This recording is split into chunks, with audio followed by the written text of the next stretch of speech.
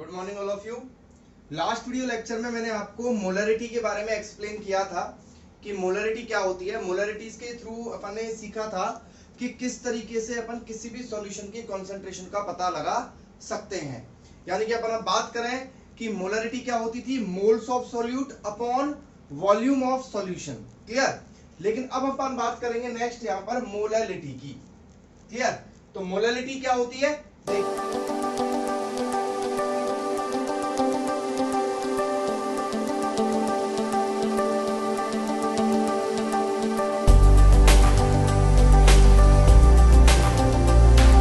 देखिए मोलरिटी को डिनोट करते हैं अपन स्मॉल एम से। किससे डिनोट करते हैं? स्मॉल एम से। और मोलरिटी का फॉर्मूला होता है moles of solute, moles of solute upon mass of solvent. इसमें सबसे इंपॉर्टेंट बात यह है, यह होता है मास ऑफ सॉल्वेंट, और वो भी किसमें? केजी में। किसमें होता है? केजी में। मास ऑफ सॉल्वेंट यानी कि moles of solute upon mass of solvent. तो m इज इक्वल टू हो जाएगा मोल्स ऑफ सॉल्यूट यानी कि NB, मास ऑफ सॉल्वेंट यानी कि WA, और किलोग्राम है तो मल्टीप्लाइड बाय क्या हो जाएगा? अगर इसको मान लो आप नीचे इसको ग्राम में लिखते हो तो मल्टीप्लाइड बाय क्या हो जाएगा? 1000 हो जाएगा। तो मोलरिटी का फॉर्मूला क्या हो जाएगा?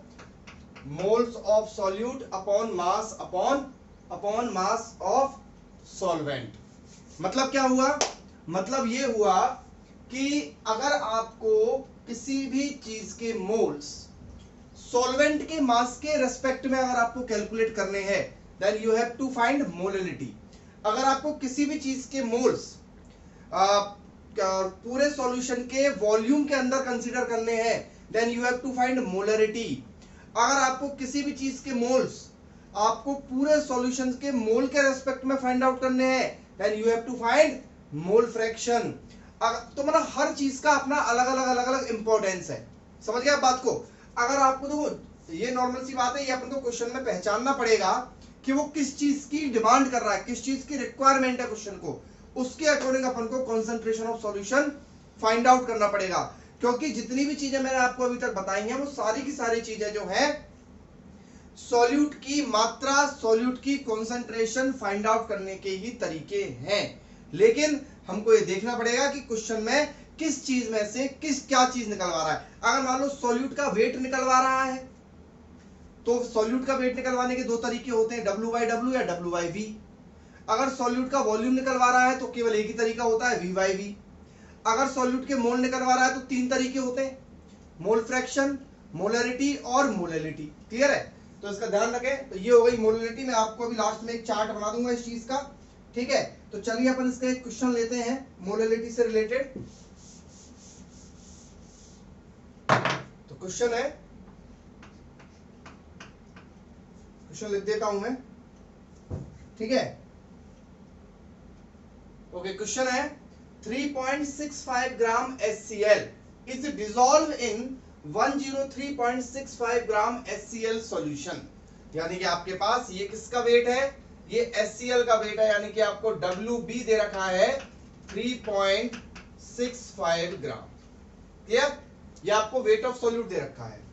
और अब आप बताइए मॉलिक्यूलर वेट ऑफ सॉल्यूट कितना होगा? HCl का निकालिए। H का होगा 1 प्लस Cl कितना होगा? Cl का होगा 35.5, तो ये हो जाएगा 36.5 ग्राम। तो यहां से मोल निकल जाएंगे। तो मोल ऑफ सॉल्यूट कितना हो जाएगा? 3.65 अपॉन 36.5। तो 3.65 और 36.5 क्या होगा? 365 अपॉन 365।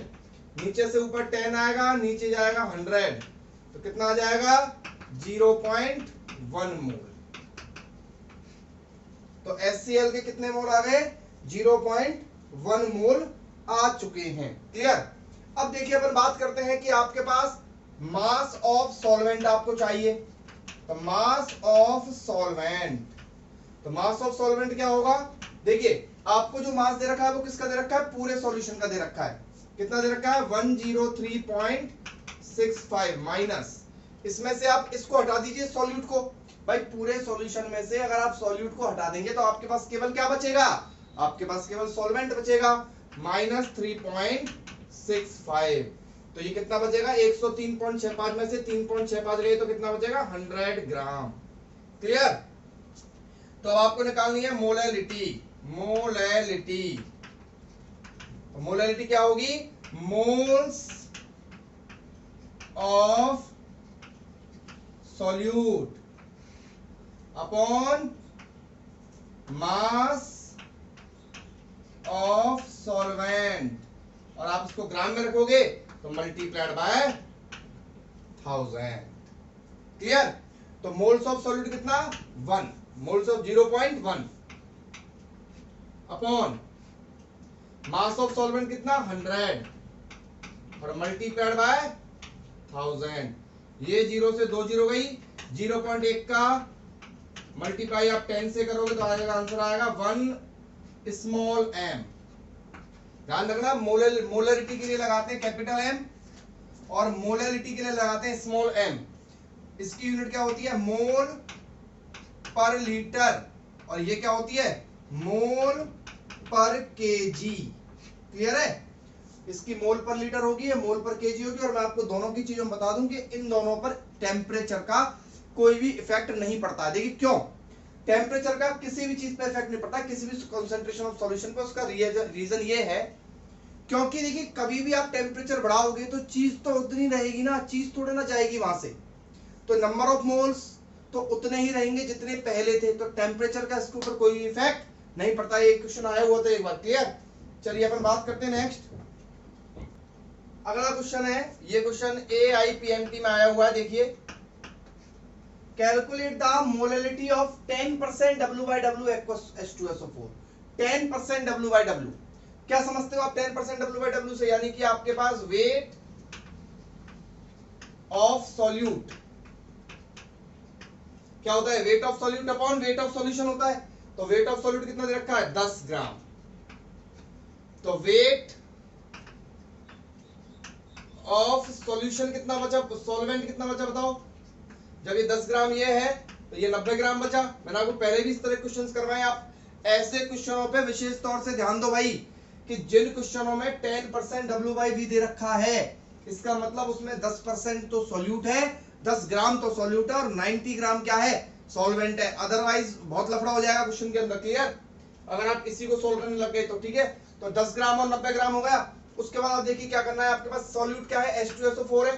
तो मॉलिक्यूलर वेट ऑफ सॉल्यूट कितना हो जाएगा 98 ग्राम। सॉल्व कर लीजिए इसको। कैसे निकालेंगे 2 × 1 प्लस सल्फर 32 प्लस ऑक्सीजन 16 × 4। तो अब आपके पास मोल्स कितने हो गए, मोल सॉल्यूट के हो गए 10/98 mole. Clear. Weight upon molecular weight से अपन ने मोल निकाल लिए।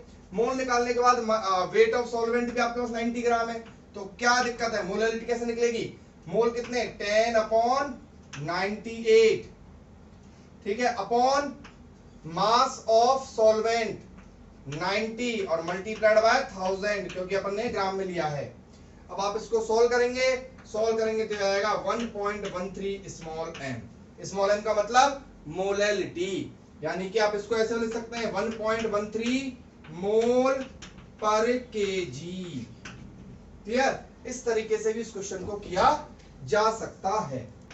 चलिए नेक्स्ट क्वेश्चन है, calculate the molality of a glucose solution in water. ये काफी पुराना क्वेश्चन है, करीब 90 के आसपास का क्वेश्चन है। ये बहुत काफी पहले का क्वेश्चन है। तो देखिए बहुत आसान है, लेकिन calculate the molality of a glucose solution in water labelled as 10%। तो ये आपको जो दिया हुआ है 10% molality of glucose solution in water labelled as 10% आपको दिया हुआ है। तो आप इसको क्या मान के चलेंगे कि वेट ऑफ ग्लूकोज दिया हुआ है, वेट ऑफ ग्लूकोज कितना दिया हुआ है ये 10 ग्राम। तो बताइए वेट ऑफ सॉल्वेंट कितना हुआ बच्चों, ये हुआ आपका 90 ग्राम।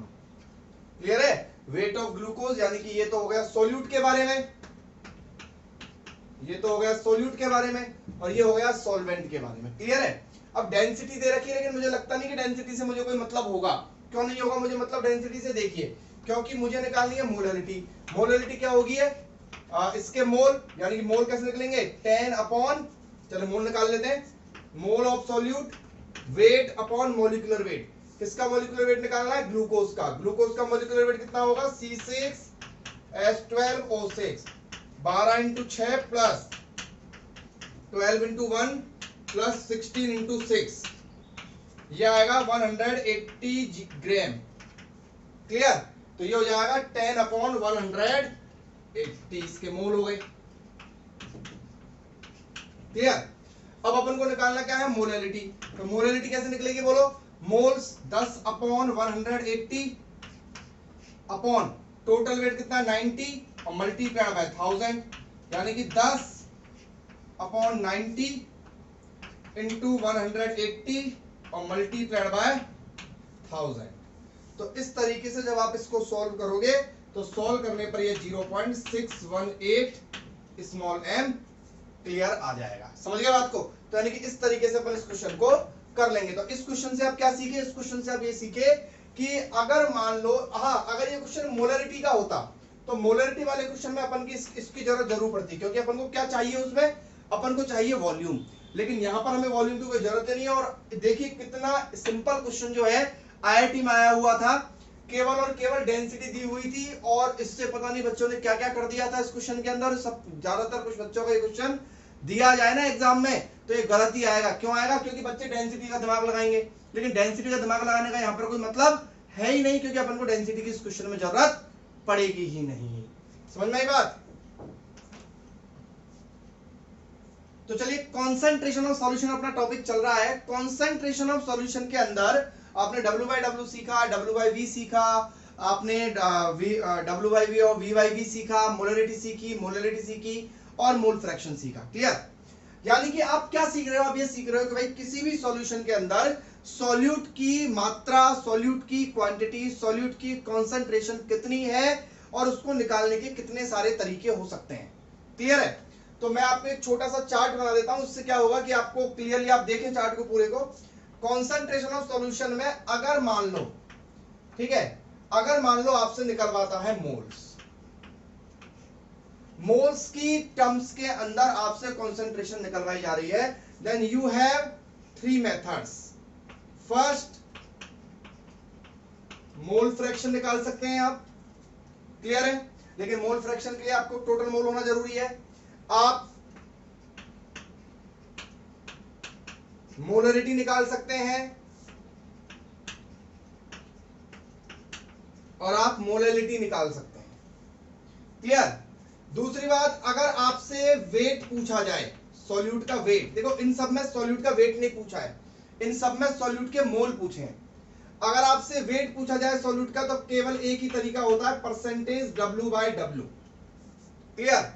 आप परसेंटेज W/W, और एक दूसरा कौन सा होता है? Percentage W/V।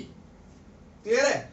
और अगर आपसे पूछा जाता है उसका सॉल्यूट का वॉल्यूम तो आपके पास केवल एक तरीका होता है, परसेंटेज V/V। तो ये आपका कॉन्सेंट्रेशन ऑफ सॉल्यूशन का पूरा चार्ट होगा, जिसके थ्रू आप ये पता लगा सकते हैं कि अगर आपको कॉन्सेंट्रेशन ऑफ सॉल्यूशन में मोल्स निकलवा रहा है सॉल्यूशन के, सॉल्वेंट और सॉल्यूट के, तो ये 3 तरीके, वेट निकलवा रहा है तो ये 2 तरीके, और वॉल्यूम निकलवा रहा है तो केवल और केवल एक तरीका होता है। अब रही बात, अपना लास्ट टॉपिक जो है वो रहा नॉर्मलिटी। नॉर्मलिटी को अपन स्टोइकियोमेट्री केमिस्ट्री पढ़ने के बाद स्टडी करेंगे। तो आप स्टार्ट करते हैं स्टोइकियोमेट्री केमिस्ट्री। तो नेक्स्ट अपना टॉपिक है stoichiometry chemistry, STOICHIOMETRY, stoichiometry chemistry. देखिए एक्चुअल में क्या है, जो अपने कॉन्सेंट्रेशन ऑफ सॉल्यूशन का जो लास्ट टॉपिक बचा था नॉर्मलिटी, उसको अपन नेक्स्ट लेक्चर में लेंगे, क्योंकि नॉर्मलिटी आपको तभी समझ में आएगा जब आप स्टोइकियोमेट्री केमिस्ट्री को समझेंगे। अब मैं आपको बता दूं कि स्टोइकियोमेट्री केमिस्ट्री क्या होती है। एक्चुअल में क्या होता है कि स्टोइकियोमेट्री केमिस्ट्री में ये वर्ड बना है स्टोइकियोन और मेट्री से, यानी कि स्टोइकियोन।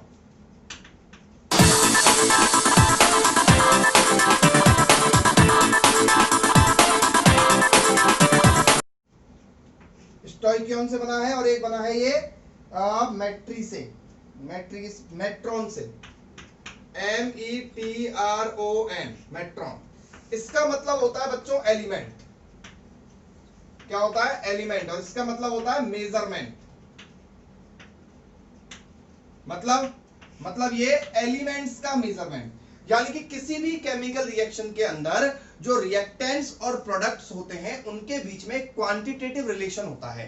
क्वांटिटेटिव रिलेशन से मेरा मतलब ये हो गया कि लाइक H2 प्लस O2 है, इसको आप केवल और केवल H2O लिखकर सही नहीं कर सकते, है ना। यहां पर आपको 2H2 और यहां पर आपको 2H2O लिखना पड़ेगा, तब जाके ये रिएक्शन सही हुई है। तो क्या रिलेशन हुआ? रिलेशन हुआ 2:1:2 का। इसके 2 चाहिए, इसका 1 चाहिए, इसका 2 चाहिए। यानी कि ये जो चीज है, यानी कि रिएक्टेंट्स और प्रोडक्ट्स के बीच में जो रिलेशन है, ये रिलेशन जो है वो क्या कहलाता है? स्टोइकियोमेट्री कहलाता है। और अब अपन इस स्टोइकियोमेट्री केमिस्ट्री, यानी कि जो जिसमें अपन क्या पढ़ रहे हैं? एलिमेंट्स का मेजरमेंट पढ़ रहे हैं। यानी कि अब हम केवल और केवल इनकी स्टोइकियोमेट्री से, दिस इज कॉल्ड स्टोइकियोमेट्री, कि यहां पर 2 लगाया है, यहां 1 लगाया है, यहां 2 लगाया है, दिस इज कॉल्ड स्टोइकियोमेट्री। और हम अब केवल इस स्टोइकियोमेट्री से ये पता करेंगे कि इसको बनाने के लिए, इसका कितना बनाने के लिए इसकी कितने की जरूरत है, या फिर हमने ये इतना ले लिया तो ये कितना लेना पड़ेगा जिससे ये इतना बन जाए। तो इस तरह के जो क्वेश्चंस हैं वो स्टोइकियोमेट्री केमिस्ट्री के अंदर पूछे जाते हैं। आपको स्टोइकियोमेट्री के जो नोट्स हैं वो इसके साथ मिल चुके हैं आपके वीडियो के साथ, उनका आप अपनी कॉपी में नोट कर लें। ठीक है, तो मैं एक क्वेश्चन लेता हूं जिससे आपको समझाता हूं कि भाई स्टोइकियोमेट्री केमिस्ट्री क्या होती है। तो चलिए लेते हैं अपन एक क्वेश्चन। इस क्वेश्चन से आपको बिल्कुल क्लियर हो जाएगा कि स्टोइकियोमेट्री केमिस्ट्री क्या होती है और उसका इंपॉर्टेंस क्या होता है और कैसे कैसे क्वेश्चंस उसके अंदर आते हैं। तो अपना क्वेश्चन है कि how many moles of nitrogen are needed to produce 8.2 moles of ammonia by reaction with hydrogen. तो आपको क्या करना है? How many moles of nitrogen और हाइड्रोजन की रिएक्शन करवानी है। नाइट्रोजन होती है N2, हाइड्रोजन होती है H2, ठीक है। और इन दोनों के कॉम्बिनेशन से बनती है अमोनिया। और आपको पता होना चाहिए कि ये जो प्रोसेस है ये हेबर प्रोसेस कहलाती है। हेबर प्रोसेस, ये हेबर ने की थी, हेबर एक साइंटिस्ट थे। ये प्रोसेस है सिंथेसिस ऑफ अमोनिया। कौन सी रिएक्शन है? Synthesis of ammonia. ये तो मैं आपको ऐसे नॉलेज के लिए बता रहा हूं, बाकी का यहाँ पर इसका कोई मतलब नहीं है, नोट कर लेना। N2 और H2 से बन गया क्या? NH3। अब देखिए क्या है, क्या पूछा क्वेश्चन आपसे कि कितने मोल चाहिए अपन को नाइट्रोजन के अगर हम 8.2 मोल अमोनिया बनाना चाहते हैं, ठीक है। तो किसके साथ? हाइड्रोजन के साथ। तो हाइड्रोजन का तो यहां पर कोई मतलब ही नहीं लिया। अब आप ध्यान रखें कि जब भी आपको कोई इस तरीके का क्वेश्चन आता है तो वो क्वेश्चन 100% स्टोइकियोमेट्री केमिस्ट्री का है। और स्टोइकियोमेट्री क्या होती है? Inter relationship, quantitative relationship between reactants and products. Then first we have to balance the chemical reaction. हमें सबसे पहले केमिकल रिएक्शन को बैलेंस करना है। तो बैलेंसिंग आपने 10th क्लास में बहुत अच्छे से सीखी हुई है। मैं कर देता हूं बैलेंस। N2 और यहां पर, तो यहां पर 2 लगेगा और यहां पर 3H2 हो जाएगा और ये रिएक्शन इस तरीके से बैलेंस हो जाएगी। अब देखिए क्या है, इसके आगे इसका स्टोइकियोमेट्री क्या है? 1। इसके आगे इसका स्टोइकियोमेट्री कितना है? 3। इनको बोलते हैं, मैंने बोला था ना, इंटर क्वांटिटेटिव रिलेशन। और इसके आगे इसका जो स्टोइकियोमेट्री है वो कितना है? 2 है। तो आप इन सारी चीजों को मोल नाम दे सकते हैं।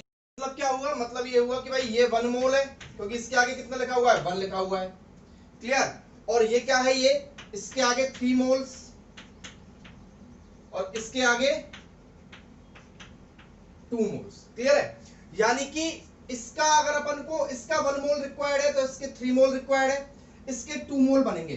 कहने का मतलब ये हुआ कि अगर आपको यहां पर रिलेशन दिखाई दे रहा है तो वो बहुत इंपॉर्टेंट बात है। कैसे कि जब मुझे इसका 1 मोल चाहिए, अगर मैं नाइट्रोजन का 1 मोल लेता हूं तो मुझे हाइड्रोजन के 3 मोल लेने पड़ेंगे। ऐसा नहीं हो सकता कि मैं 1 मोल नाइट्रोजन का ले लूं और उसके साथ 2 मोल हाइड्रोजन के ले लूं। तो कुछ बनेगा ही नहीं। मतलब कि मिनिमम से मिनिमम रेशो यहां पर आ चुका है कि अगर आप 1 मोल नाइट्रोजन लोगे तो आपको 3 मोल हाइड्रोजन लेना पड़ेगा, और फिर कितना मोल अमोनिया बनेगा, 2 मोल अमोनिया बनेगा। तो अब यहां पर आप देखिए क्वेश्चन है कि how many moles of nitrogen are needed. तो ये कह रहा है कि भाई नाइट्रोजन के कितने मोल्स की आवश्यकता आपको होगी अगर 8.2 मोल अमोनिया के बनाने पड़े। तो देखिए इसमें मैं क्या लिख सकता हूं, इसमें मैं ये लिख सकता हूं कि अगर हमको 2 mole for 2 moles of ammonia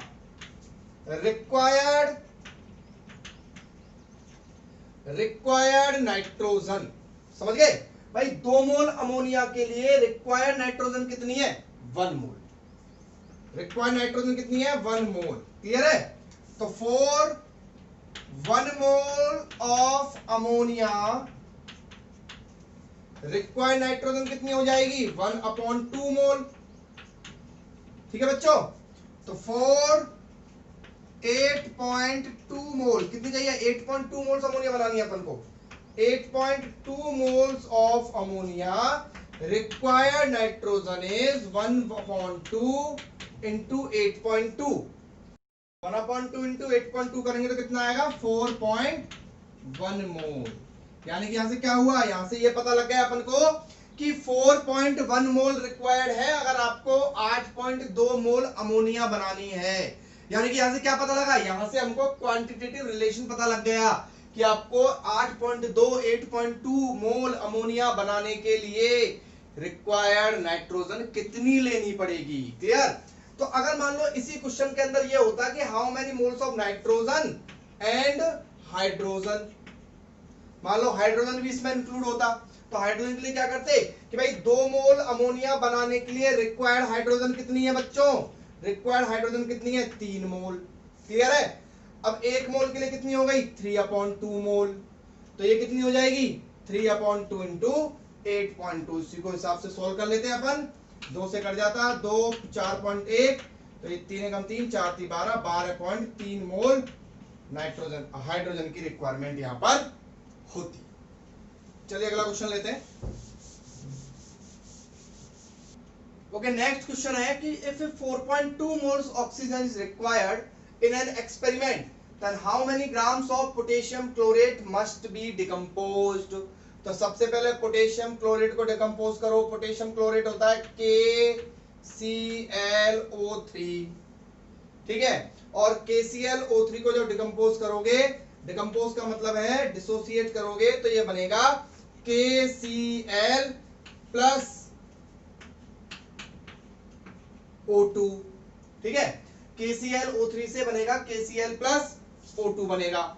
तो आपसे कह रहा है कि अगर 4.2 मोल ऑक्सीजन रिक्वायर्ड है एक्सपेरिमेंट में, यानी कि आपको कितनी चाहिए, 4.2 मोल ऑक्सीजन चाहिए, तो आपको कितना ग्राम KClO3 डिकम्पोज करना पड़ेगा। तो मोल और ग्राम में रिलेशन आ गया यहां पे, आप ध्यान से देखना। क्लियर। कैसे, देखो ये है KClO3, ठीक है बच्चों। तो सबसे पहले first of all you have to balance the chemical reaction, reaction को बैलेंस कीजिए। तो KClO3 इधर KCl प्लस O2, तो बैलेंस करेंगे तो यहां पर लगेगा, ऑक्सीजन को बैलेंस करो तो ऑक्सीजन के लिए यहां पर लगाएगा 3 और यहां लगेगा 2, तो यहां पे भी लगा दूंगा मैं 2, तो ये हो जाएगा देखो 2 KClO3 में पोटेशियम 2 हो गए, यहाँ पोटेशियम 2 हो गए, यहाँ क्लोरीन 2 हो गए, यहाँ क्लोरीन 2 हो गए, यहाँ ऑक्सीजन 3 2 6 हो गए, यहाँ ऑक्सीजन 3 2 6 हो गए। फिर मैंने बोला कि आपको इन चीजों को क्या मान लेना है, मोल मान लेना है।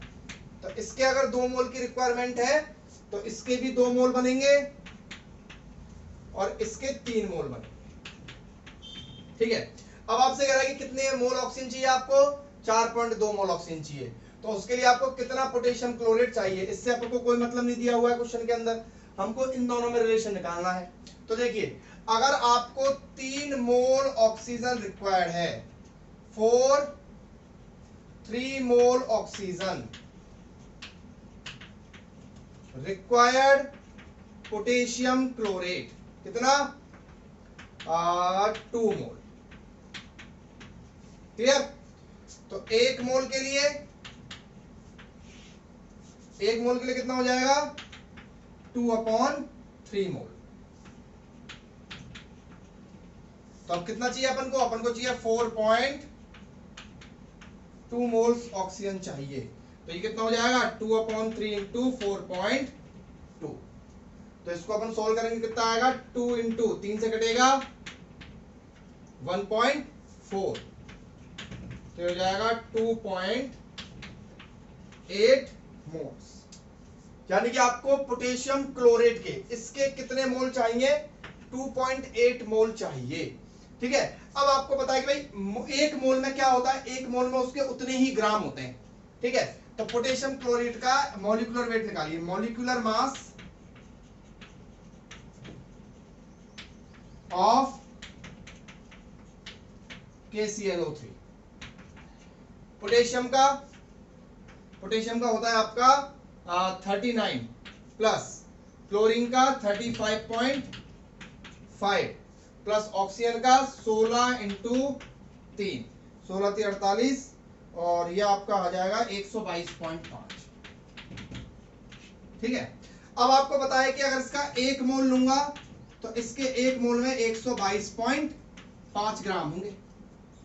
इसके एक मोल में कितने ग्राम होंगे, जो इसका मॉलिक्यूलर वेट है। याद करो H2O वाला, H2O वाले केस में क्या था, H2O वाले केस में क्या था कि भाई इसका 18 ग्राम मतलब बराबर इसका एक मोल। तो उसी तरीके से KClO3 का 122.5 ग्राम मतलब इसका एक मोल। अब अपन को कितने मोल की रिक्वायरमेंट है 2.8 मोल की। तो 2.8 मोल में कितने हो जाएंगे 122.5 इंटू 2.8 ग्राम, और इसको सॉल्व करने पर आएगा 343 ग्राम। तो समझ गए, यानी कि इस एक्सपेरिमेंट के अंदर अगर आपको 4.2 मोल ऑक्सीजन की रिक्वायरमेंट है तो आपको 343 ग्राम पोटेशियम क्लोराइड को डिकम्पोज करना पड़ेगा, उससे 4.2 मोल ऑक्सीजन गैस बाहर निकलेगी। ठीक है, अगला क्वेश्चन लेते हैं। चलिए नेक्स्ट क्वेश्चन है, to convert 2.6 litre carbon monoxide to carbon dioxide at normal temperature and pressure, how many litres of oxygen required. तो सबसे पहले रिएक्शन लिखेंगे, कार्बन मोनोऑक्साइड में मिलाइए क्या ऑक्सीजन, तो बनेगा आपका CO2। ठीक है, now you have to first balance the chemical reaction. तो सबसे पहले केमिकल रिएक्शन को बैलेंस करेंगे। तो देखिए कार्बन इधर एक है, इधर एक है, इधर ऑक्सीजन 3 है, इधर 2 है। तो क्या करेंगे, इधर अपन करेंगे यहां पर ऑक्सीजन में यहां पर 2 लगा दीजिए और यहां पर 2 लगा दीजिए। देखिए क्या हुआ, 2 ऑक्सीजन हो गए, 2 और 2 4, और यहाँ पे 4 हो गए, और कार्बन भी आपके पास 2 हो गए, कंप्लीट। तो आपके पास क्या हुआ यहाँ पर, अब देखिए इसको बैलेंस करेंगे। बैलेंस करने के बाद ये 2 मोल्स हो गए, ये आपका 1 मोल हो गया, और ये 2 मोल हो गए। अब आगे की कहानी अपन स्टार्ट करते हैं। अब कह रहा है कि 2.6 लीटर की बात कर दी, और लीटर की बात कर रहा है एनटीपी पे। तो भूलो मत कि 1 मोल एनटीपी का, एक एनटीपी पर 1 मोल का जो वॉल्यूम है वो 22.4 लीटर होता है। ये मैंने आपको बताया हुआ है कि एट एनटीपी 1 मोल का जो वॉल्यूम है वो 22.4 लीटर होता है। क्लियर, मैंने आपको उसमें बहुत डिटेल में बताया था। नहीं अगर आपको ये चीजें समझ में नहीं आ रही है तो आप लेक्चर जो है देख लीजिए, पुराने लेक्चर्स, उसमें आपको क्लियर पता इन चीजों के बारे में लग जाएगा।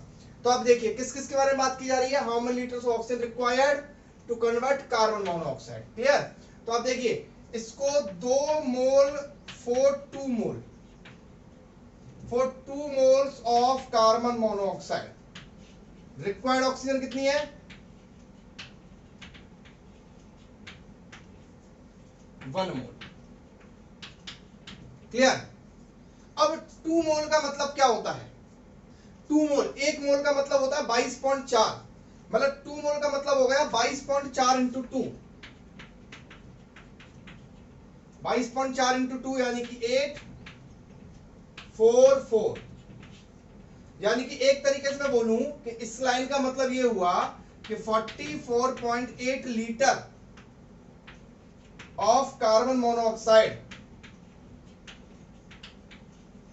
Required O2 is equal to 22.4 litre. सही है भाई, ठीक है। अब आपसे कह रहा है भाई 1 लीटर के लिए 22.4 अपॉन 44.8 मतलब हो गया भाई इसका 1/2 लीटर। आपसे पूछा क्या है कि भाई 2.6 लीटर के लिए, 2.6 लीटर के लिए 1/2 इंटू 2.6, यानी कि ये कट जाएगा 1.3 लीटर ऑक्सीजन की रिक्वायरमेंट होगी। तो इस तरीके से अपनी स्टोइकियोमेट्री केमिस्ट्री के मैंने कुछ क्वेश्चंस यहाँ पर आपके सामने किए हैं, जिनसे आपको बहुत कुछ आई थिंक समझ में आया होगा। क्लियर? इसके बाद अपन एक दो क्वेश्चंस आपको नोट्स के साथ भी इसमें वीडियो में दिए जा रहे हैं, उनको करने की कोशिश कीजिए। नेक्स्ट लेक्चर आई थिंक अपना लास्ट लेक्चर होगा मोल कॉन्सेप्ट का और आपके चैप्टर का, ठीक है, या फिर हो सकता है 2 लेक्चर बन जाए, तो तब तक के लिए वेट कीजिए। और अपना नेक्स्ट लेक्चर होगा एटॉमिक स्ट्रक्चर, उसको अपन बहुत डिटेल में अच्छे से पढ़ने वाले हैं। Thank you.